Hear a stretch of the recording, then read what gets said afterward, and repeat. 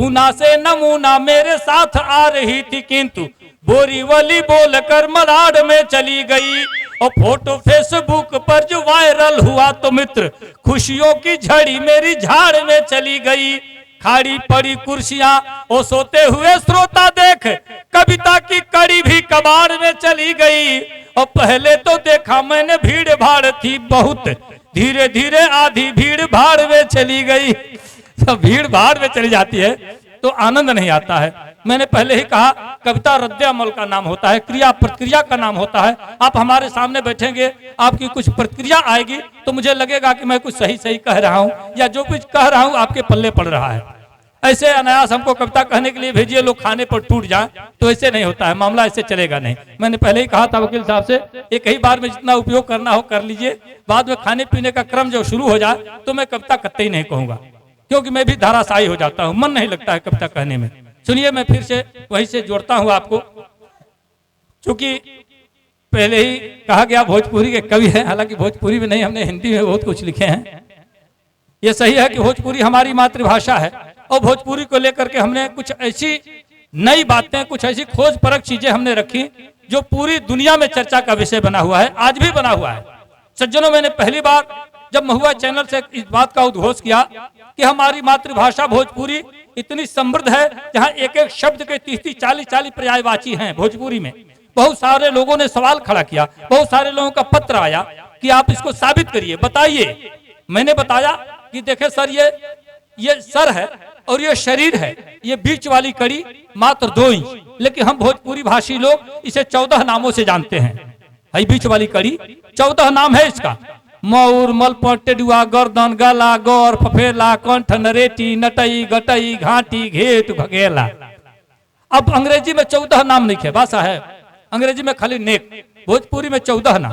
दर्द होके अंग्रेजी का विद्वान कहिए बड़ा पेन हो रहा है, अजय भोजपुरी जानी वो गड़ता, बोथता, चनकता, टपकता, छेदता, बेधता, करकता, अंगरता, झिझिनाता, दुखाता, परपराता, भवाता, ऐठता, ये सब कहते हैं भोजपुरी में, पर्यायवाची है समझिए।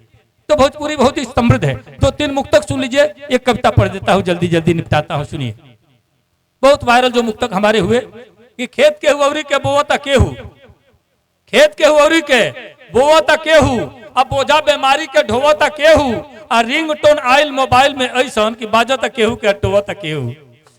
अच्छा, ऐसा होता कि देखिए, हो एक आदमी बाजता तो 3 आदमी लागत हाली हेल्टोवे कि हमरे तो नहीं बाजे लागल। आधा लोग कहीं पगला दिल बा।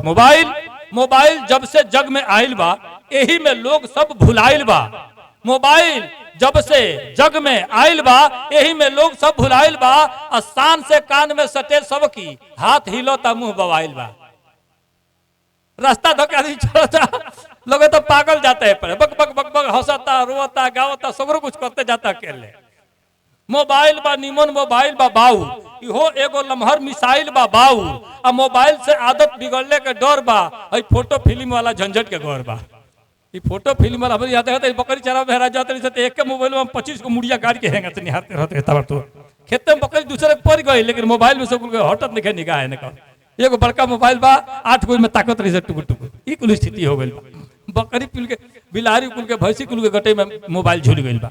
सुनिए, मोबाइल के बहुत ऐसा कविता बा। अच्छा, वो कविता जो 2-3 गो कविता जो बहुत वायरल हमार भाई, एमे से कुछ बानगी आपके सुनाए तनी।